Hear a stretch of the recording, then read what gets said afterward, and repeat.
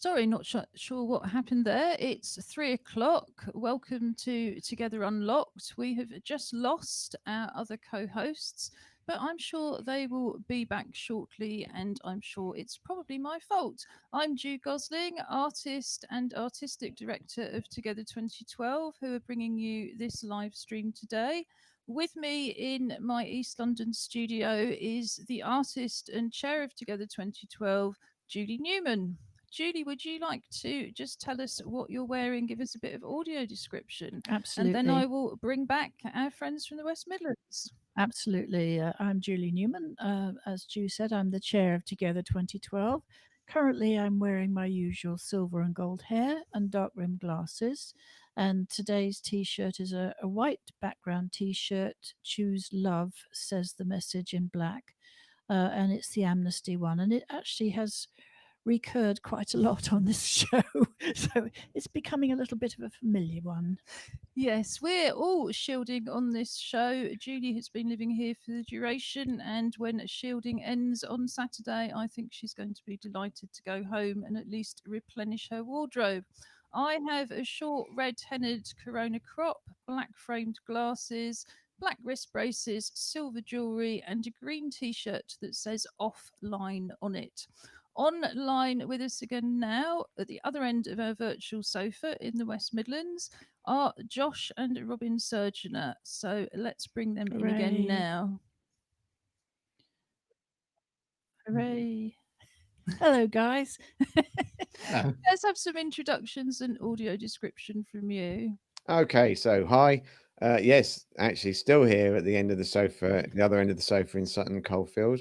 I'm Robin Surgeonator. I'm business director at Together 2012 and an artist known as Angry Fish. Uh, I have absolutely no idea why we disappeared. I pressed the unmute button and it closed it. So there you go. But just so you know what I look like, I am sporting very nice long white hair now. And black armed no rim glasses, as we established last week. Um, I'm looking slimmer a little bit every day, ounce off here, ounce off there. And I am wearing a purple polo shirt, which it's purpley lilac, and it's my coaching top, and it says Robin, head coach, junior squad on the right breast in white letters, and there's a logo, but you can't see it on the left breast. And I presume that's not a squad of artists, Robin.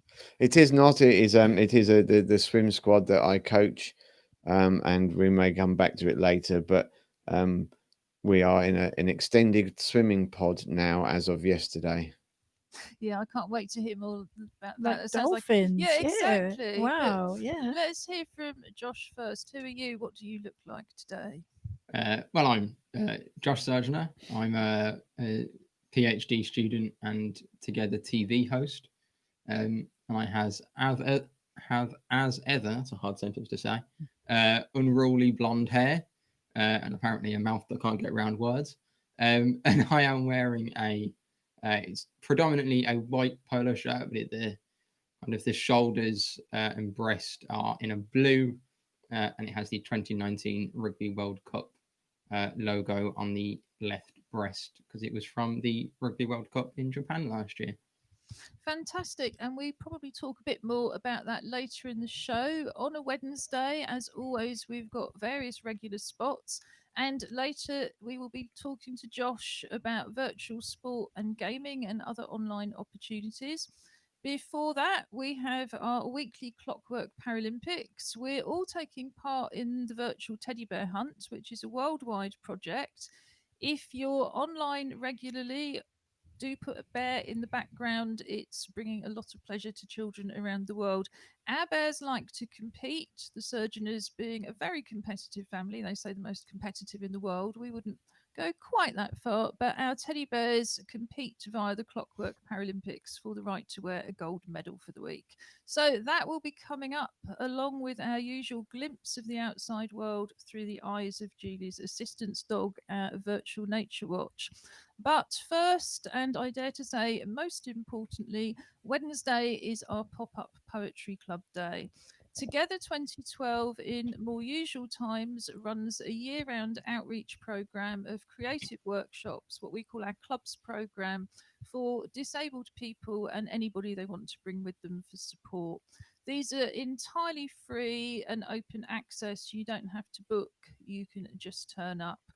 At the beginning of March, we took that program online, and I'm going to show you a video a bit later showing you some of the things you can do in terms of poetry and family activities to join in with our program from home. Recently, however, I'm delighted to say we were able to relaunch our pop up poetry club as a phone group. Those of you watching this show will have access to broadband, but many people don't, of course, particularly disabled people, because they can't afford it. And that's also a problem with telephones. So we're delighted that we've finally got a system where we can pay for the calls and anybody with access to a phone can join in. That's clearly not helpful if you've got a hearing impairment or you're deaf, and this live stream, which has got live captions running below it, if you watch us on the website, is really one of those alternative provisions. We're not able to run activities that are inclusive of absolutely everybody as we would do usually. So we're trying a variety of different methods, including indeed for our 30 most regular participants, they've all got personalised join in from home programs as well, haven't they? But people have been delighted to get back to the poetry club. How did it go this morning? Well, it was great. It had a couple of hiccups because I guess that's to be expected. It's still early days with the new system. Um, the way that it works is that Noel, who's our engagement support worker, he contacts everybody on the phone. We all sit there waiting, listening to music, and then at 10:30 promptly, we all join in and gather together and say hello and how nice. It's very exciting, actually. Everybody's really pleased to hear from each other, um, and it's so good humoured. What happens then is that people read out poems. Now, Alison Marchant, who's the leader of the group, sets a topic for each week, and this week it was green spaces. And so some people read out poems that they had found in books or online, and other people read out poems that they had written. And after each poem, people who were listening had an opportunity to comment on the various poems. And it's a way of breaking the ice and getting people focused on what we're there for. So that's a bit of fun. Then there's a half-hour break where we all hang up and go off and scribble like mad. You know, we sort of it's one of the cheapest forms of art there is because you really only need a pencil and a paper. So we're busy writing our poems. Noel contacts us back on the phone, and we all join up at 11:30 and read the poems that we've written. And again, similarly to the first session, there's an opportunity to pause and reflect and to comment on each person's poetry. And it's what I like about it is the fact that it's so very, very constructive and positively so. There's no snidey comments or anything like that. It's very, very positive and it's genuinely so. I don't think people are forcing it. I think there's several things happening there. I think there's a real excitement about being in the group again because this is a group of poets that have been working together with new additions on and off over the years. And they're used to writing as a collective group and they're used to reading their poems out to each other. But most importantly, there's the social aspect of it. And for some of us, who haven't had a chance to meet other people over the 4-month period, and particularly if you aren't online, that's quite a big ask. So it's nice for people to have that opportunity to connect again and to share and to do it collectively. Well, we're certainly hoping as time goes on that we're going to be able to either get people to record these on video or audio and read their poems for themselves on the show. In the meantime, we've got some to read out. The group is very mixed. Everything we do includes people from, as they say, every impairment group. So we bring together people with learning difficulties, people with mental health difficulties, people with mobility impairments, sensory impairments, people with long term health conditions, and from every age group and cultural group. And that's always been a really successful way of working. Everything we do is free because we realise that money has always been a huge barrier and now more than ever so. But I know it was a mixed group in terms of gender, but in fact, the poems that have come through to read on the show have all been by women. So Julie and I are going to read a few. And I wondered, Julie, if you wanted to start with your own poem. Um, Ordinarily, I wouldn't because I think I would want to listen to everybody else first. But given that you've specifically asked me to, I don't, I don't think I can rebel on air. So, but it's just, as I said, the theme for this week was green spaces. So I wrote about the Greenway. The Greenway lies on top of the sewer, laid down in belief that the grass brings newer paths to trample, routes from here to there, avoiding the streets and breathing fresh air from Newham to Bow. We thought, who thought we ever could find bright plants, trees and woods giving homes to bees and ants, and the sewers of London would give such a gift, brightening our lives without even a sniff of what lies below. Great, thanks, Julie. For anybody who's not aware of the Greenway, it's, if you like, a kind of evidence, disguised evidence of that wonderful public health initiative when they put in the main ring sewers in Victorian times in London following the Great Stink. Whether we will see huge new public health things happening as a result of COVID, we don't really know enough about the disease, but it's turned into a cycle path. So it's this green cycle path that runs through Newham, and lots of people also walk their dogs there. So I have two poems here from Dawn Barber, who's been one of our very first poets and indeed Together 2012 volunteers from 2012 onwards. And Dawn only has a landline and no devices at all, so it's just brilliant to see Dawn's work. And this is Green Calm. I love to see beautiful gardens, all the lovely flowers and trees, different pathways, water running, butterflies flying onto flowers, garden ornaments everywhere, hearing the sounds of the birds, steps you can walk down. How I love green spaces. They send me to a place that I always want to be, calm in greenery. And this reminds me of a poem and a film poem that Dawn made about 18 months ago, where she was writing about a garden and she incorporated drawings of the garden because she's also a member of our art club. And she recorded it herself reading the poem in West Ham Park and did some footage in West Ham Park.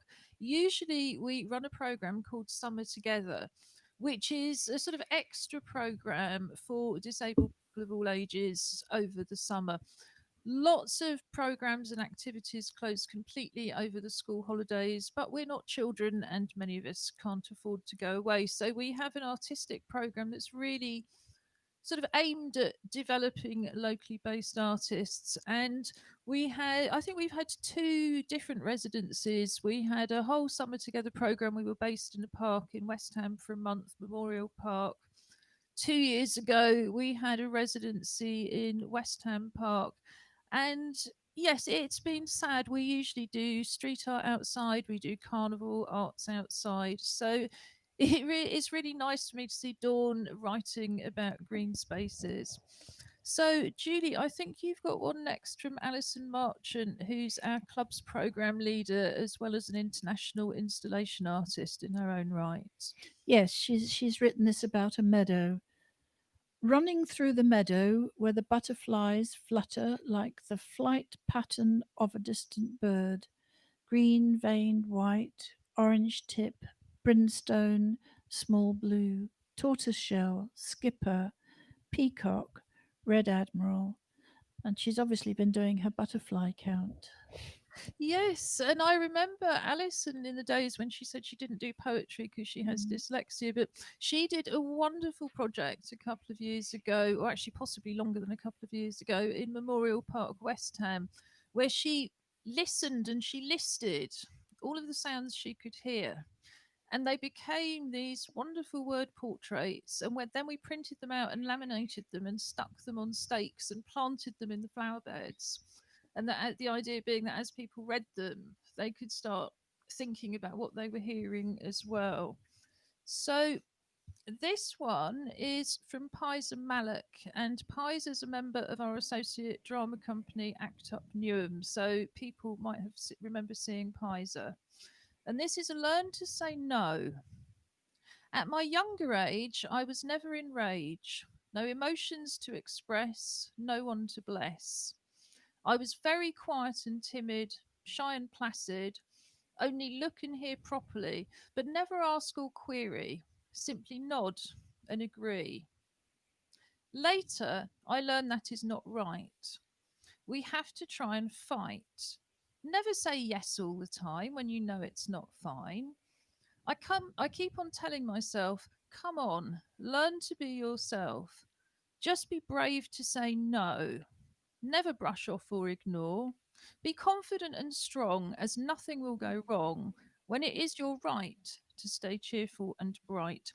I think Kaiser had enjoyed the theme but was writing about other things. I think that's great. And it reminds me of a conversation at the Survivors Poetry Cafe last week when people were talking about how disabled people, and particularly people who use the mental health system, are taught that you shouldn't raise your head above the parapet or it will get shot down. You're told not to speak up, to be quiet, and just how difficult it can be to develop any kind of voice, let alone as a poet, when you have those kind of pressures. And I think Pizer, as well as a South Asian Pacific woman, would also say there are cultural things, and different cultures you might be taught to express yourself more than others. But I love that. Learn to say no. She that was the poem that she read out in the first session. So I think she'd already prepared that, but I think it's a lovely one, and she read it with such delight. And I have another one in a minute. But first of all, you've got one for us, haven't you? This is from Taylor Henville. It's The Rocks Beneath, and she's written it's a poem based on the theme of green spaces and inspired by the book Wuthering Heights. Through the heather, through the shrubs, past the moss, across the soil, I try to find you. Birds fly through the sky, settling in the bare trees, their gnarled branches cutting into the landscape, and in the distance, sprouting from smothering grass, I can see the house where you keep yourself. No foliage on the ground in its ever changing state, no spring dew, summer heat, autumn wind, winter snow can ever break us. Just like the rocks beneath, we are eternal. We crush and block the world. That bracing chill of the wind cannot hurt me, it only carries me closer to you. So open the window, take my hand, turn away from the abyss. Heaven for us is not our home, and home was never heaven. For us, it's outside on the moors, exposed to the elements.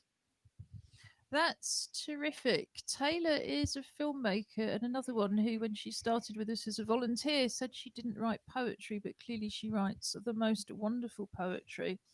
This is another one from Dawn, and I gather from what you're saying that if people have written about the theme in advance, then it's difficult to write. They can write two about the theme, but often they've written about something different. And this is called Joyce Only Wore One Earring, and it's one of Dawn's poems about characters which are also favourites of mine. She only wore one earring. People used to stare, but Joyce Pearl didn't care. She got ready in the morning, her earring would go on. It was a blue stone with little white diamonds.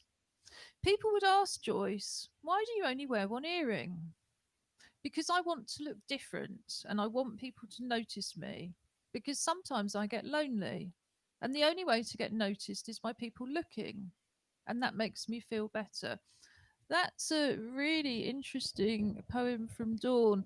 And I think as wheelchair users, we often have that sort of sense of everybody always stares at us all the time. And it would be so nice to be invisible. And I think we tend to forget that actually loads of people would love to be looked at in the street for all sorts of reasons. And finally, from Pizer, this is called Weather, meaning, weather, not whether or not. It Climate. climate. It has become a routine to look out to ensure if it is rain, windy, when and whereabout, especially when you're going somewhere important to meet or do at that specific instant. The weather decides for you to go or not to do, what to prepare or wear, how to cope and bear. Such powerful is the weather, we are being abide everywhere and forever. Put on thick gloves or just use slippers. Leave with big breakfast or just a cuppa. Weather is a determiner, giving you rough idea and manner how to proceed the day in the right and comfortable way. Choose to be drenched in the rain while boarding the train, or relax indoors all day, singing and play, or hop and skip towards the bay to join the sailors, fishmongers, having tea and fish fingers. Anyway, it's always best to adjust yourself accordingly, enjoy the weather willingly, and stay happy. Thank you, Pizer. And I understand we're about to have another heat wave hit because it's been cold in the Midlands, hasn't it? Yeah, it has. I mean, and it's not even particularly warmed up today. Yeah, considering it's supposed to be 31 on Friday. 32 now. I think it's Hmm. it's gone up again. But yeah, it's currently kind of 18 and a bit dreary.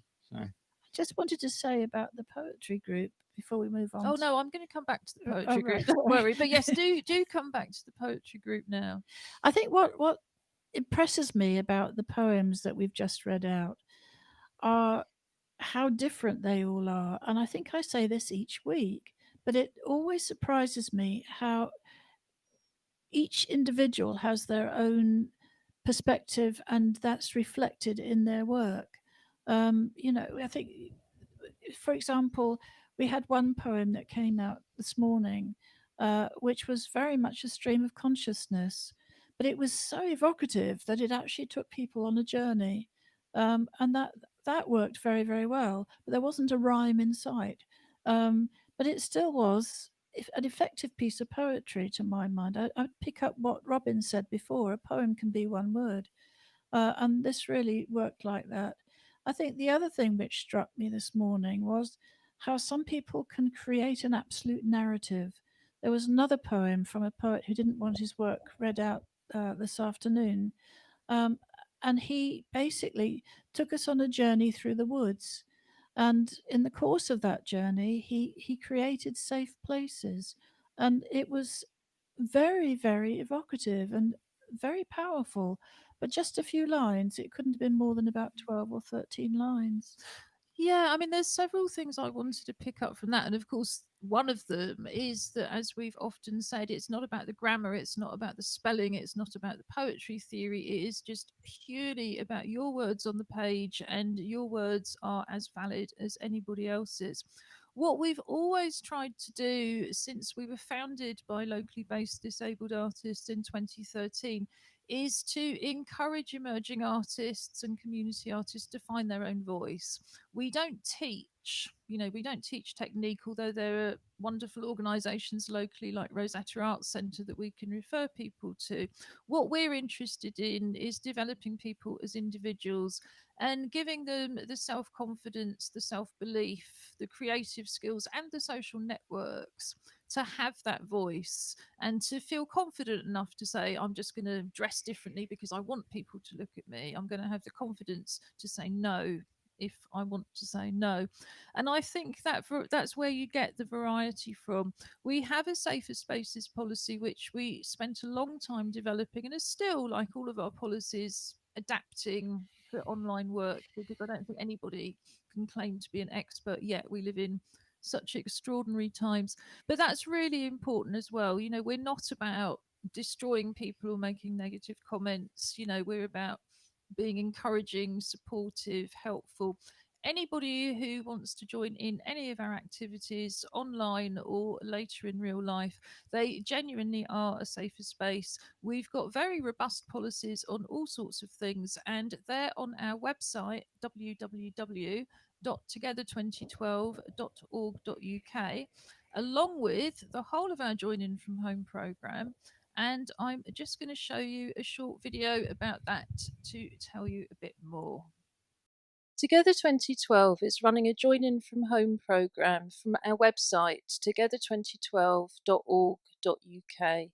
Click on the link at the top of the page, Join In From Home, to go straight to the main page where you have a wide range of accessible, inclusive creative activities, mostly using things that you would already have at home. At the top of the page and throughout the pages, you will also see videos in British Sign Language to translate the site for deaf people. These videos can also be useful if you have difficulties reading and you simply want to hear more of the content. The Join In From Home programme is based on the activities that we would usually be running in East London. All of our activities can be enjoyed by families at home, but we also have some of our favourite activities here from our family activity days, which we usually hold in the school holidays. Card making with pens, stickers, and paper is also popular. You can show someone you're thinking of them by making them a special card, and if it can't be delivered safely, then send a photograph with a personal message or keep it till later. Here we have instructions for making a sock puppet, a storage jar or night light, or a lunchbox or storage box, all of which are really popular with our family activity days. And you can click on each of these links to get full instructions. So with the sock puppet, for example, you have lots of instructions with photographs to show you exactly what to do. Same with the storage jar.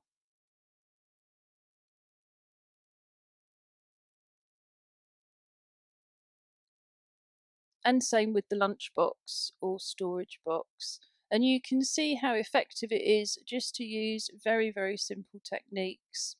Everyone is completely unique.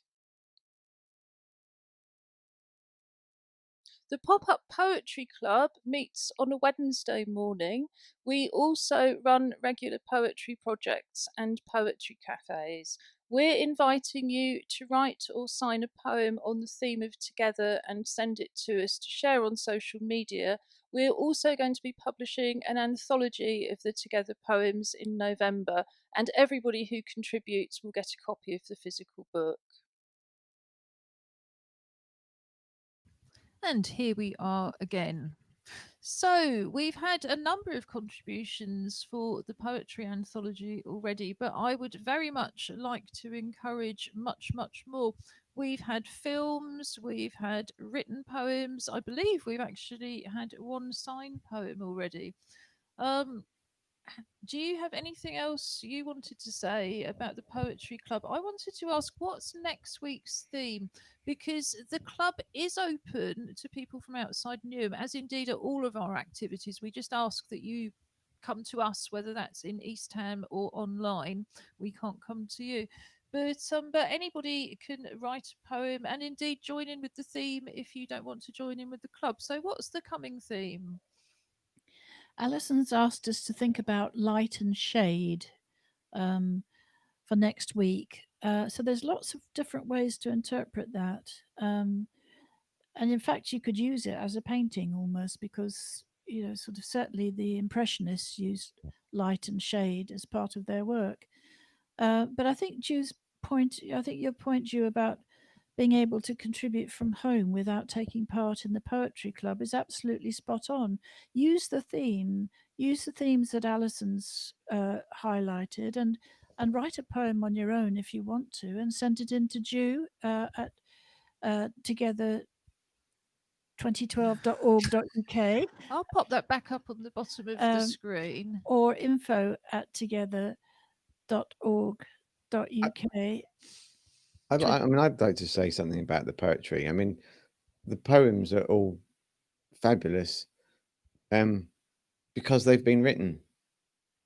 There's no need for any other validation, and I think that what we do as an organization, that is such a hugely important um factor, you know, kind of reason for being, is that so much other art is out there that it's only ever any good if somebody says it is. And that's not what we're about. It should be about that capacity to make something that you want to make. And I mean that words means making as well. Um, if somebody else likes it, fab. But if you're the only one that likes it and you like it, then that's really all that matters. And I think it's true to say that out there in the world, there would always be other people who would like it. You may not be able to get to them, but that's a whole different issue. It's very unlikely. Yeah, absolutely. And you've only got to look at any kind of professional, commercially successful artist or poet, and they're still absolutely divide the critics. You know, you never come across somebody who everybody agrees is the most wonderful poet. Or if they do, they then discover that politically or in some other way they're really dodgy. So I think that's a really, really important point, Robin. What I'm thinking, Julie, is we could start putting the themes onto social media and just encourage people to move to join in, and we could do that on a weekly basis, couldn't we? So Yeah, for sure, absolutely. I think that's a really good idea, Ju. I think now that we've actually got the poetry club working week to week, and are still dealing with some of the glitches, but that nonetheless it's actually functioning and regularly and consistently, which is what we always try to achieve. So I think you're absolutely right. It's not a it's a closed club in as much as we need to be able to call you in, but if you wanted to write something and you're not part of that group, or you don't even consider yourself a participant for together, it doesn't matter. Just write it down, and send it in. We'd be And so happy to see it. I was wondering, in terms of the anthology or the broader submission of poetry, whether or not we've considered perhaps having it, you know, younger people's poetry, maybe even poetry from people who would be classed as not in education and training, um, and within our kind of our issues around the lack of EHCPs and supporting certainly the school age and or training age community.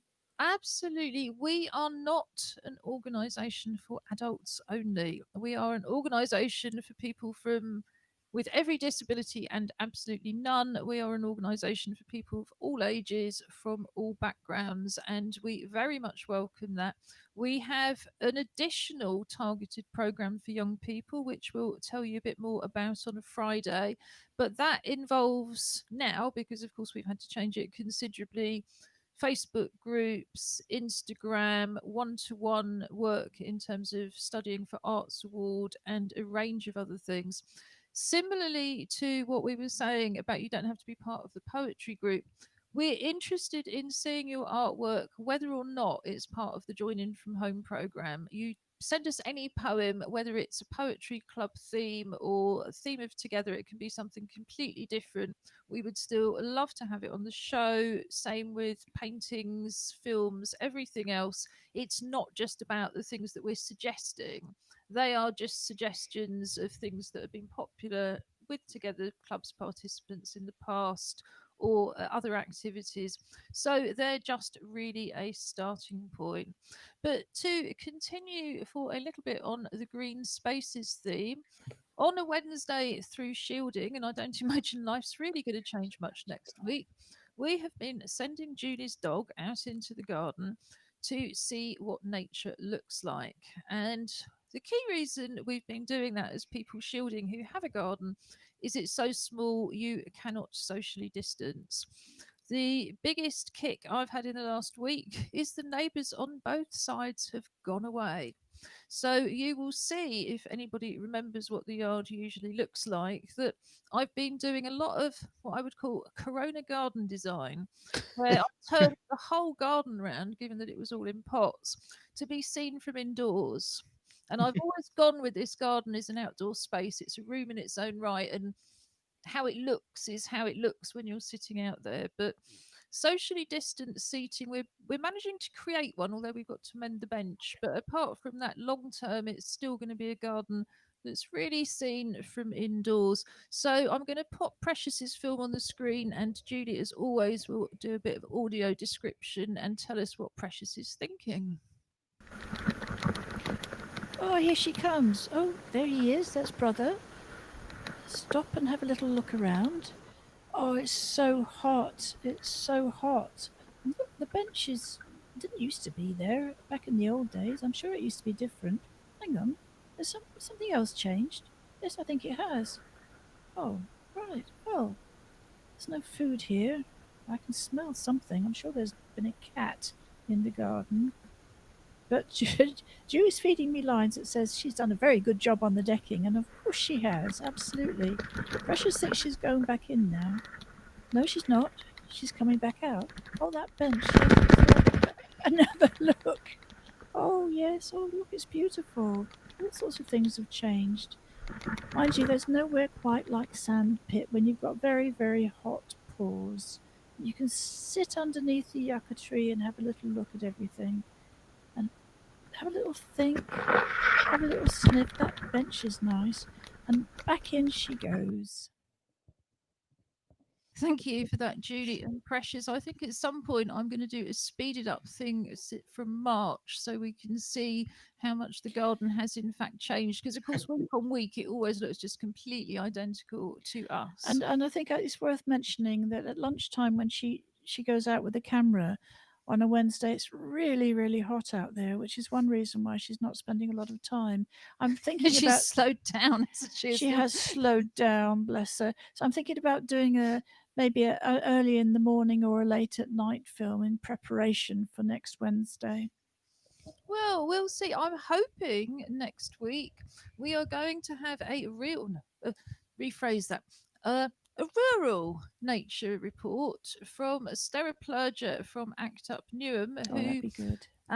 Stella and Hannah, her PA and head of Act Up, are moving temporarily to a barn in Norfolk where they're still going to be able to socially distance. And Merlot now has his own little harness and cheap sports cam. So we're really hoping that Merlot is going to be sending us some films in, and then we can get Precious at it again, alternating with Merlot over the autumn. Brilliant. So that brings us on to the competition of the week, the Clockwork Paralympics, which, what's the score at the moment, boys? Oh, 64-1, I think. don't stop you. For some bizarre reason, it's always won by the No. soldiers. We've won It's twice, I think, or three times. Yes, maybe. our teddy bear occasionally gets to wear a gold plastic medal. We only have one gold medal in the East London studio, and is just that as is a well. plastic London yeah, 2012. I think it's like Mega. 15-4 or something. I think 15. something like that. 15. Well, not that you're keeping count, Ooh. of course, but this is what it's like. Well, he likes to underestimate anyway. Like when you're working with a really competitive family. This week's teddy bear, because we put down a different one each time, although they're beginning to come back for a second try. I can't actually remember what we called him last time, and I suspect that's because he doesn't really have a name. He's a souvenir teddy bear from when I've performed spoken word in Austria, and he's dressed in national dress, but his buttons say resist. So he's actually quite a subversive bear. Whether it's about resisting being put into tourist costume, I don't know. He's got a hat with a long feather in, and I'm amazed that survived the cats. But my guess is his week on the podium may result in this feather being slightly compromised. So he's very hopeful. Who's your bear? Okay, well, this is Josh's selection of bear. This is Coco the Bean. She is from Cadbury World, which, for any of you who don't know, is where all the chocolate comes from, or at least Cadbury chocolate. where it's made. And it's in a place called Bourneville in Birmingham. And Josh thought this would be a really good squishy toy to use today, as yesterday is the 2 years. 2 years till the opening of the Commonwealth Games in Birmingham. So it's kind of a good representation of Birmingham. Well, that was the most lateral link that I've ever heard. But indeed, we do say that this is a competition between London 2012 and Birmingham 2022, which is the next big sporting event we think is realistically going to take place. So, do you want my right hand or my left hand? Okay, now we're going for the same.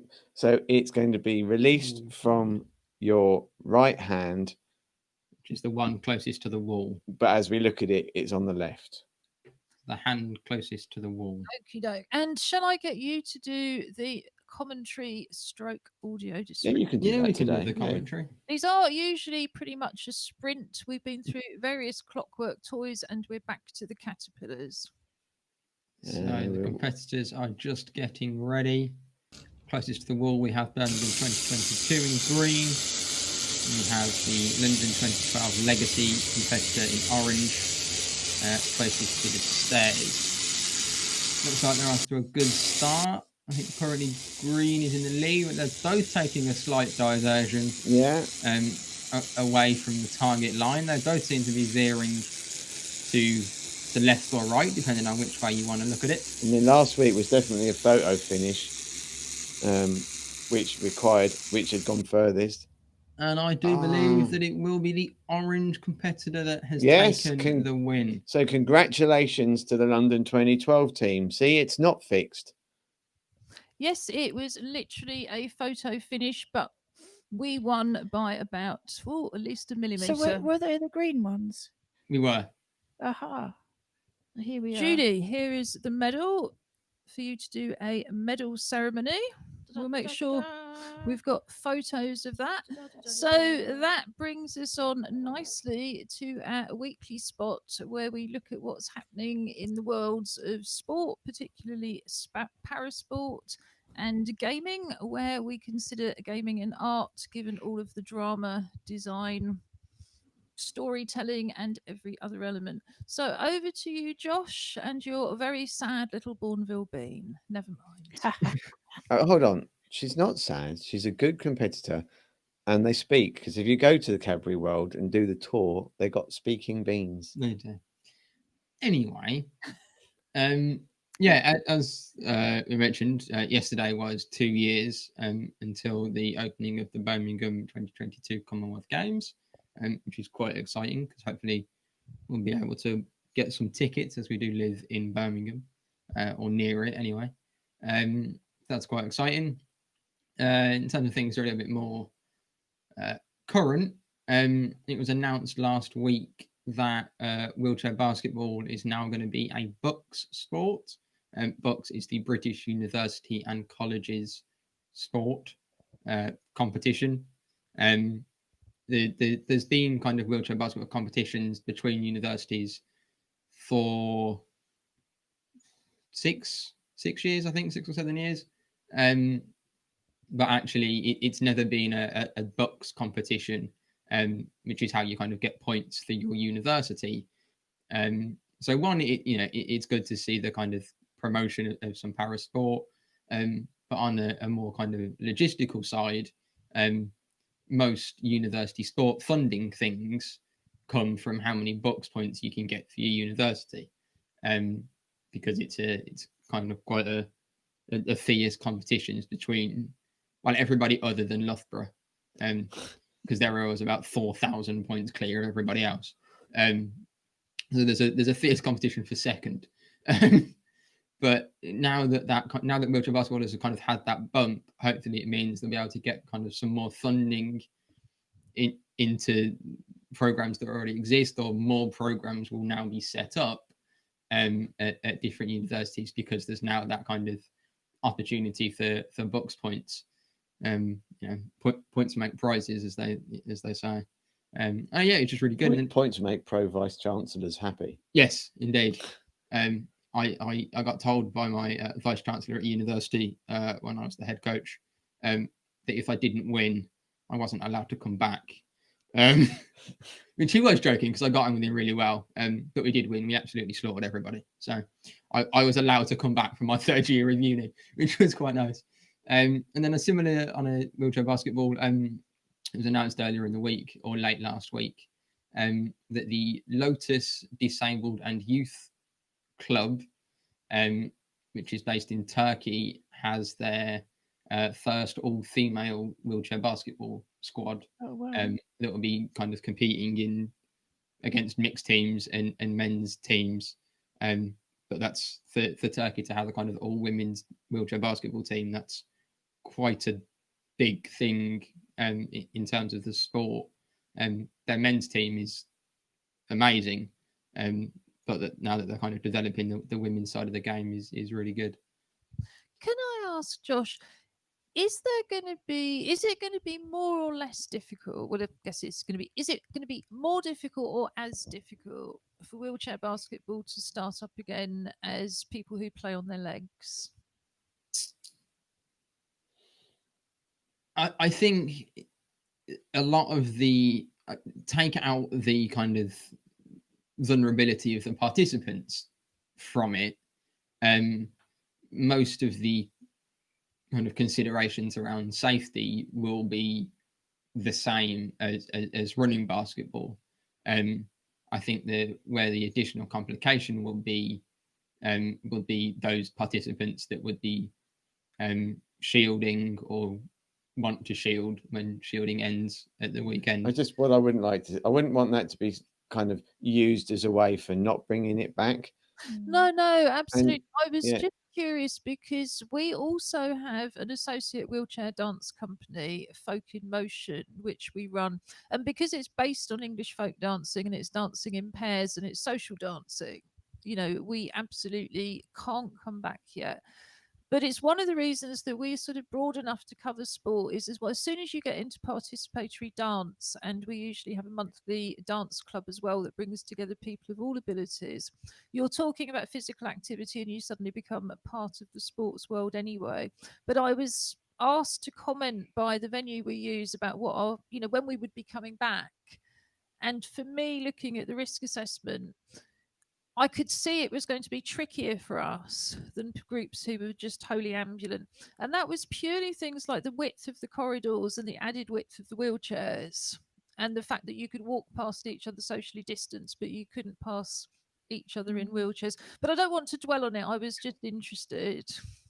Yeah, I mean, I was thinking purely on the sporting side of it when you're on a nice big basketball court. I think that's going to be down to kind of the individual venue. If you're if your training venue is, the local school sports hall, it's probably not going to be great. If where I've done a lot of work that are huge million pound arenas and complexes, then it's quite easy because the corridors are 12 foot wide, as opposed to 3 foot that you get in a school. So I mean, I'd say that assuming ambulant basketball is allowed to start again, in terms for of example, the sporting side, I think it will be the same. Yeah, then I mean, you're actually further away in a wheelchair from your competitors than you are in the ambulant game. I know it's supposedly a non-contact sport, but the reality is it's... Yeah, I was thinking, and it's not quite such an issue in dancing because you're not apart. We don't have to use props. We have props. We don't have to use props.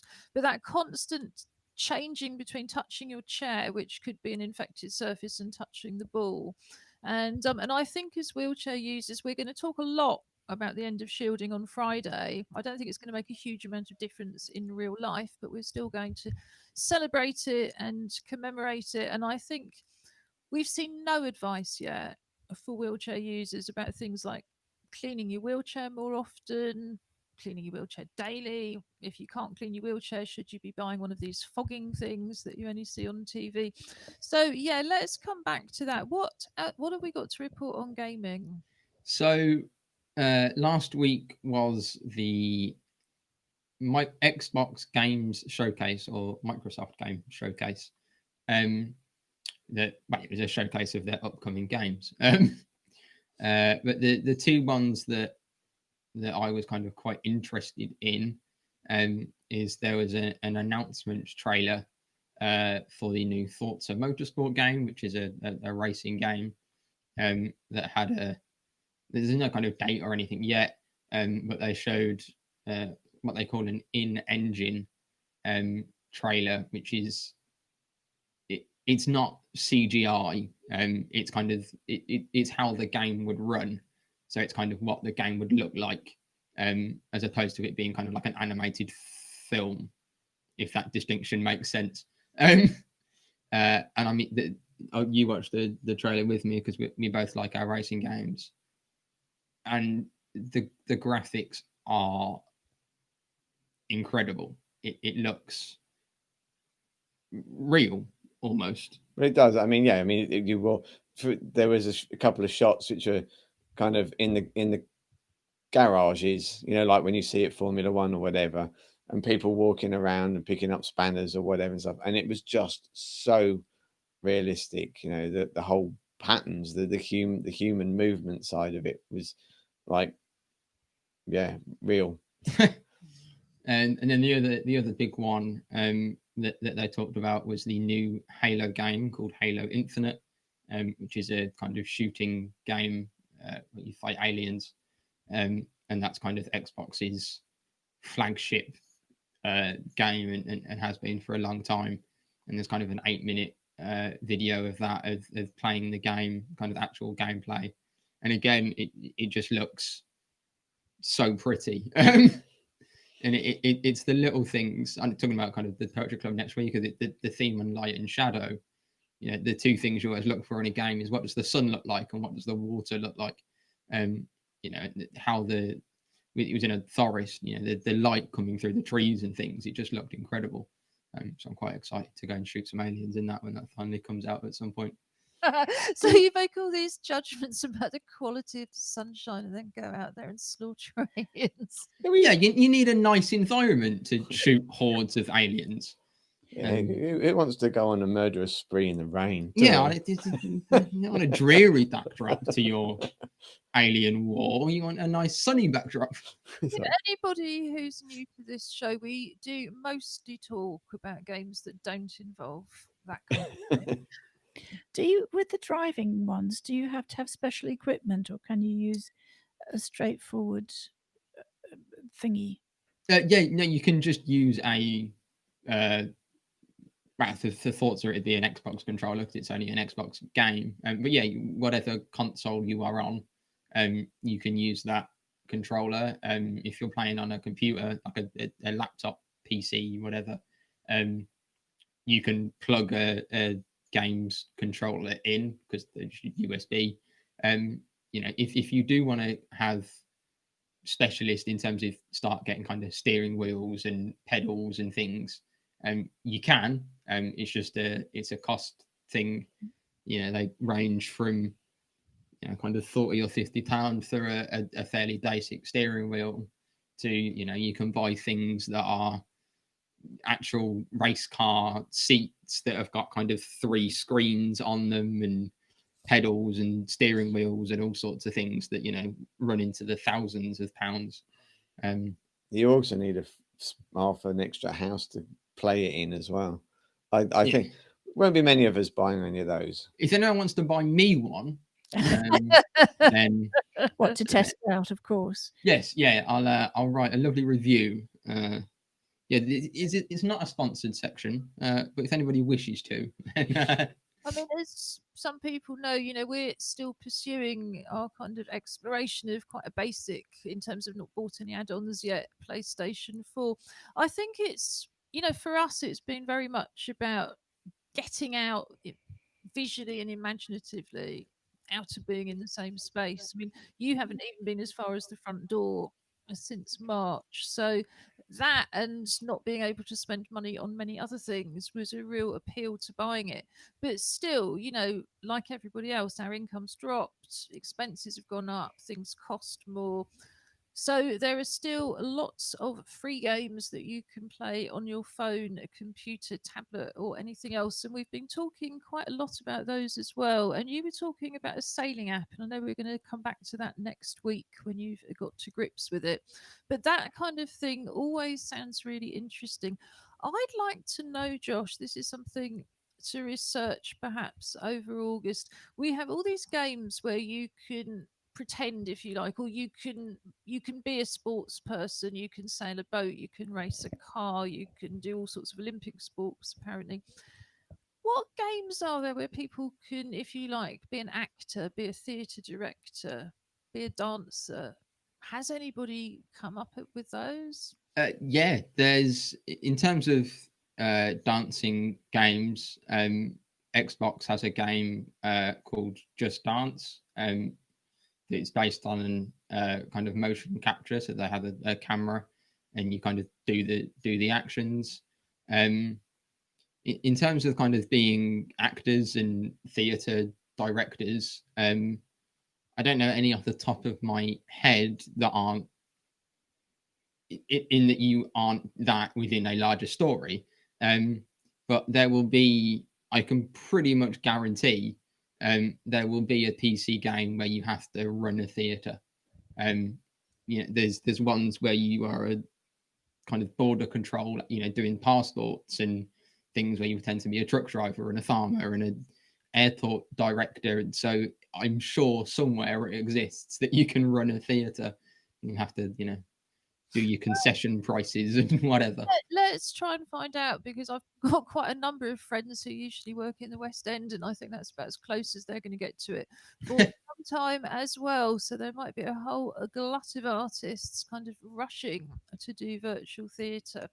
On Friday, as I've said, it's officially the end of shielding. It probably won't make any difference to anybody for various reasons, but we will be commemorating it, looking back over the last few months from both a personal and a show perspective. Friday is always our dressing up to go out to stay in day, on the basis that if you're not going out, it's still nice to dress up. That developed from New Zealand's formal Fridays. We thought, why would you want to dress formally on a Friday? Why not dress to go to the moon, to the bottom of the ocean, or to a whole number of different virtual events, which we also look at under our special feature, Something for the Weekend. We'll also be talking lots more about the arts with one or more special guests who've also been shielding. So we will very much look forward to seeing you then. We've got just a couple of minutes, so I think we should go first to Julie to say, do you have any final words for us as chair? Um, I think yes. Shielding doesn't formally finish until the Sunday, I think, which is the 2nd. But the bottom line is that for the last 4 months, Together, I think, has exercised a real energy directed at continuing to provide the services that we were set up to provide, and to continue to support the artists who we have been supporting over the years, and in fact to grow that group, and which we, of course, we have been doing, because we've now got new artists coming in who we hadn't met before. I think it's really important to continue to support us over the coming months. And as Ju said, we will have Hazel, our youth engagement worker, talking about the Arts Awards uh, in more detail. And I know Josh is collaborating with Hazel for a youth program. But I really think it's important that we carry on being sensible, and also to look back and to say, well, we've done really well, I think. As the chair, I'm very, very proud of Together, and I will continue to be so over the summer. Brilliant. Thank you very much indeed, Julie. So it just falls to me to say goodbye from me, Ju Gosling, also known as Ju90, the owner of a teddy bear which has no name but Medal. but it has got a gold medal. Oh, yes. So we should hand over to the other end of our very long virtual sofa in the West Midlands for some goodbyes from you. Yeah, it's goodbye from us, and we'll see you on Friday. Yeah, and it's goodbye from us. Bye. Bye.